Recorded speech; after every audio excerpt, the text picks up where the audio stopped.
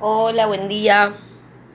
Bueno, hoy voy a seguir con el capítulo 1 de Boron, del libro Boron, sobre fisiología cardiovascular. Y a mí me resulta re aburrido esto, pero hay que leerlo y bueno, por mí lo saltearía, pero bueno, así que por eso capaz, no sé, el video no va a ser tan... no le voy a poner tanta onda, pero bueno, vamos a leer sobre lo que es hemodinámica del boron, ¿no? Entonces, dice, primero que nada, sí, nos habíamos quedado en el video anterior, nos quedamos en todas las, digamos, ejemplos de según qué cosa se puede fallar, qué problema cardíaco, qué problema traería, ¿no? Y qué problema traería el corazón. Entonces vimos, por ejemplo, que si el corazón falla como bomba, puedes tener una insuficiencia cardíaca congestiva. Si la sangre falla como órgano eficaz, puedes tener una trombosis, una embolia. Si el sistema, si el vaso sanguíneo como contenedor falla, puedes tener una hemorragia. Entonces, bueno, ahí nos habíamos quedado. Ahora vamos a hablar de hemodinámica. Bueno, van a ver que por un momento frenos porque me tomo unos mates. El flujo de sangre es impulsado por una carga de presión constante a través de resistencias variables. Entonces, importante ir marcando estos conceptos que son los que nos tienen que quedar. Que el flujo, ¿sí? El flujo de sangre, la cantidad de sangre es siempre la misma. La presión es constante y las resistencias a lo largo del organismo van a ir variando. Entonces, el flujo de sangre es impulsado por una carga de presión constante a través de resistencias variables. Para simplificar conceptos, pensemos en primer lugar en el corazón izquierdo como un generador de presión constante que mantiene una presión arterial media estable en su lugar de salida, es decir, la aorta. Entonces en la aorta hay una presión constante, una presión media, que es con la que siempre va a bombear. En otras palabras, asumamos que el flujo sanguíneo por toda la circulación es estable y no pulsátil. Más adelante en el capítulo se comentan las consecuencias de las variaciones cíclicas normales en el flujo sanguíneo y la presión como consecuencia del latido cardíaco. Como simplificación adicional, asumamos que la totalidad de la circulación sistémica consta de un solo tubo recto. Para comprender el flujo estable de la sangre impulsada por una presión de carga constante, podemos aplicar las leyes de la hidrodinámica clásicas. La ley más importante es la análoga a la ley de Ohm de la electricidad. ¿Qué es lo que va a decir? Delta B es igual a 1 por R, ahora va a explicar qué es esto. Es decir, que la diferencia de presión, lo que vemos acá, la diferencia de presiones entre un punto proximal, un punto P1 y uno distal, un punto P2, es igual al producto del flujo por la resistencia para entre los dos puntos. Entonces esta es la que nos tiene que quedar. Que entonces la diferencia de presión es igual a flujo por resistencia. Entonces flujo por resistencia es igual a la diferencia de presión. Bueno, yo acá tengo, después lo voy a leer que tengo sobre la ley de la continuidad. Pero bueno, eso los tiene que dar acá. Que entonces, la diferencia de presiones es igual a flujo por resistencia. Bueno, les quería decir que flujo, ¿sí?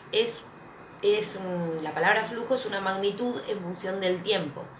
O sea, si hablamos de líquido, en este caso, sería caudal, ¿no? Entonces, el caudal, que en este caso lo aplicaríamos para hablar del flujo, es la velocidad de un líquido en una función del tiempo, ¿sí? Que en este caso, lo que tenemos que saber es que el flujo siempre es el mismo, el caudal se va a mantener en las arterias y en las venas y en todo el sistema cardiovascular. Eso siempre va a ser constante, a no ser que se te abra una arteria y pierdas sangre. Pero digamos que lo que está circulando por el sistema es siempre el mismo. El flujo es el mismo, el caudal se va a mantener. Y bueno, y viendo esta fórmula, nosotros lo que vamos a tener es, va a haber una diferencia de presión entre que sale de un lugar y llega a otro, y eso va a ser igual, ese delta de presión va a ser esa diferencia de presión va a ser el resultado del flujo que tenemos circulando por las diferentes resistencias que van en el circuito. O sea, son las resistencias las que van a ir variando y nos van a ir generando la diferencia de presión. Entonces, La ley de Ohm de la hidrodinámica se mantiene a lo largo del tiempo con independencia de lo simple o complicado que sea el circuito. Esta ecuación no exige ninguna suposición acerca de la rigidez o de la distensibilidad del vaso, siempre y cuando la resistencia sea constante. Bueno, entonces acá tenemos el dibujito, dice flujo a través de un tubo recto. ¿Ven? No sé si lo llegan a ver, lo voy a poner acá, a ver si se ve. Ahí está. Entonces vemos el flujo de entrada y el flujo de salida. Y bueno, a ver, ahora les leo qué dice. Entonces, dice flujo a través de un tubo recto. El flujo entre un punto de alta presión, P1, y el de baja presión, P2, es proporcional a la diferencia de presión, o sea, delta P. A1 y A2 son áreas de sección transversal en estos puntos. Una embolada cilíndrica de líquido entre los discos P1 y P2 se desplaza por el tubo a una determinada velocidad. Entonces, esto es imaginándose un tubo recto, ¿sí? Bueno, entonces ahora sigue y dice, en realidad la diferencia de presión, delta P, entre el punto de inicio y el punto de finalización de la circulación sistémica humana es decir, entre el lado de alta presión, la aorta, y el lado de baja presión, la vena cava. Resulta ser bastante constante con el tiempo. Entonces este delta P, ahora llevándolo al cuerpo humano, la zona de alta presión es la aorta y la de baja presión es la vena cava. Y esto es constante con el tiempo. De este modo, el corazón se comporta como un generador de presión constante que como un generador de flujo constante. Ahí está, entonces el corazón se comporta más como un generador de presión que como un creador de flujo. O sea, lo que hace el corazón es generar presiones, ¿sí? Al menos dentro de los límites fisiológicos. De hecho, el flujo, que es el gasto cardíaco del corazón izquierdo, es bastante variable con el tiempo y depende notablemente de las circunstancias fisiológicas. Por ejemplo, si el cuerpo está activo o está en reposo. Entonces, de este modo el corazón se comporta más como un generador de presión es el corazón, que como un generador de flujo constante, al menos dentro de los límites fisiológicos. De hecho, el flujo, que es el gasto cardíaco del corazón izquierdo, es bastante variable en el tiempo y depende notablemente de las circunstancias fisiológicas. Al igual que el flujo, la resistencia varía con el tiempo y también en función de la localización dentro del cuerpo. La resistencia global de la circulación refleja las contribuciones de una red compleja de vasos, tanto en el circuito sistémico como en el pulmonar. Punto.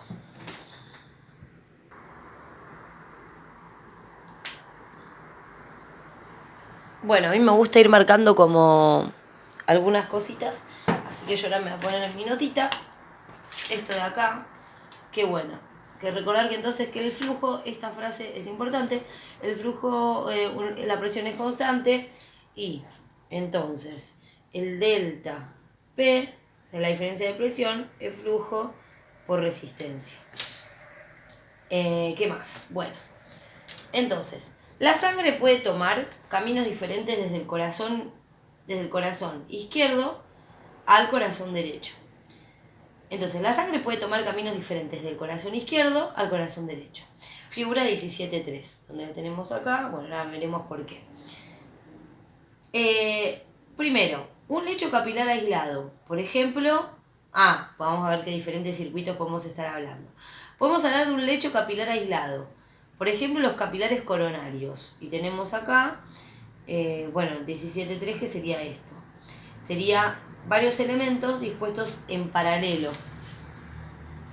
¿Se ve acá el 1 o no? Bueno. Entonces, serían todas resistencias en paralelo. Bueno, entonces puede ser un lecho capilar aislado. Puede ser dos lechos capilares que están dispuestos en serie. Por ejemplo, los capilares glomerulares y peritubulares en el riñón. O pueden ser dos lechos capilares en paralelo que posteriormente se fusionan y desembocan en un único lecho capilar en serie. Por ejemplo, las circulaciones esplénica y mesentérica paralelas que se unen para formar la circulación portal. Entonces acá creo que tengo, les voy a mostrar de acá. algunos dibujitos de... Este, por ejemplo, es un circuito en paralelo, ¿no? Donde tenemos... este es en paralelo. Y tengo el dibujito de en serie. No, bueno, acá no lo tengo.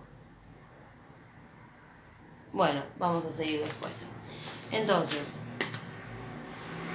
donde me quedé, dos lechos capilares que posteriormente se fusionan en un único. Bueno, por el contrario, el flujo sanguíneo desde el corazón derecho al corazón izquierdo solo puede tomar un camino a través de un único lecho capilar en la circulación pulmonar. Finalmente, parte de la sangre discurre también desde el corazón izquierdo directamente de vuelta al corazón izquierdo a través de cortocircuitos, siendo el más importante de ellos la circulación bronquial. Bueno, esto después lo veremos. Se va a entender todo mejor después, por eso no me quiero detener mucho. La resistencia global total, a través de un lecho circulatorio, resulta de las disposiciones en paralelo y en serie de sus ramas, y está gobernada por leyes parecidas a la resistencia eléctrica de los circuitos de corriente continua, en caso de varios elementos de resistencia, R1, R2, R3 dispuestos en serie. Bueno, entonces, por ejemplo, la resistencia total es la suma de todas las resistencias. Y después, por ejemplo, dice, en el caso de varios dispuestos en paralelo, 1 sobre la resistencia total es igual a 1 sobre R1 sobre R2. Bueno, que son todos estos ejemplos que después, si lo tenemos que ver, lo vemos, de cómo están dispuestos. Este, por ejemplo, es en serie, ¿no? Una al lado de la otra, y acá tenemos en paralelo. Este, por ejemplo, es el caso de las arteriolas, cómo va variando el calibre y la resistencia va siendo así. Bueno, dice, vamos con otro gran ítem importante. Entonces, nos tiene que quedar el primero, que es que el flujo de sangre es impulsado por una carga de presión constante y las resistencias son las que varían. Primer concepto importante. Ahora vamos a otro concepto importante, que dice, la presión sanguínea se mide siempre como diferencia de presión entre dos puntos. Entonces, los físicos miden la presión en unidades de gramos por centímetro cuadrado o dinas por centímetro cuadrado. Sin embargo, los fisiólogos suelen calibrar la presión arterial más a menudo por la altura a la que puede impulsar una columna de líquido. Bueno, esta presión es P, donde P es la densidad del líquido de la columna, G es la constante gravitatoria y H es la altura de la columna. Esto no lo van a tomar nunca, lo paso rápido, además en el final no lo toman. Bueno, dice, por lo tanto, si despreciamos las variaciones en G y conocemos la P para un líquido, o sea, su densidad, podemos tomar la altura de la columna del líquido como una medida de presión arterial. O sea, entonces que la altura de la columna del líquido sería una medida de presión arterial. Los fisiólogos suelen expresar esta presión en milímetros de mercurio o centímetros de agua. Los médicos utilizan el manómetro de presión arterial clásico, o sea, el esfingomanómetro, para describir la presión arterial en milímetros de mercurio. Entonces, ¿qué nos queda acá? Que bueno, que lo tomamos en milímetros de mercurio. Bueno, acá tenemos, dice, está bueno este gráfico, donde vemos los lechos circulatorios. Y el punto 1 nos dice que la sangre toma numerosas vías paralelas desde el corazón izquierdo al corazón derecho. Y acá tenemos cómo están dispuestos en paralelo todos estos lechos capilares, ¿no?, que tenemos por acá. Bueno, entonces la presión nunca se expresa en términos absolutos, sino como diferencia de presión, como delta P, respecto a una presión de referencia. Podemos analizar este concepto de una manera claramente intuitiva, considerando la presión como una fuerza F aplicada sobre la superficie A. Entonces, presión, fuerza sobre un área de superficie A. Si aplicamos una fuerza de un lado de una puerta de vaivén, ¿sí?, no podremos predecir la dirección en la que se moverá, a menos que sepamos, o sea, la fuerza es un vaivén, esta puerta. Entonces, si le aplicamos una fuerza a esa puerta, no podremos predecir la dirección en la que se moverá, a menos que sepamos qué fuerza puede estar aplicando un compañero del lado opuesto. En otras palabras, solamente podemos definir un movimiento a una distorsión de un sistema mecánico por la diferencia entre las dos fuerzas. En electricidad comparamos la diferencia entre dos voltajes, en hemodinámica comparamos la diferencia entre dos presiones. Bueno, la tenemos con esto, son la fuerza, entonces una diferencia entre dos presiones.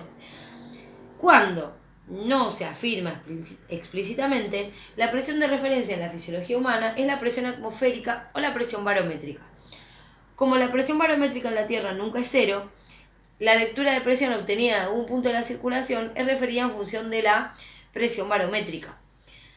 Realmente no expresa la presión absoluta en dicho vaso, sino más bien una diferencia entre la presión en el interior del vaso y la presión barométrica. Bueno, como la diferencia de presión es siempre entre dos puntos y dichos puntos están separados por una cierta distancia y con una orientación espacial entre sí, podemos definir un gradiente de presión con una orientación espacial. Teniendo en cuenta la orientación, podemos definir tres clases distintas de presión en la circulación.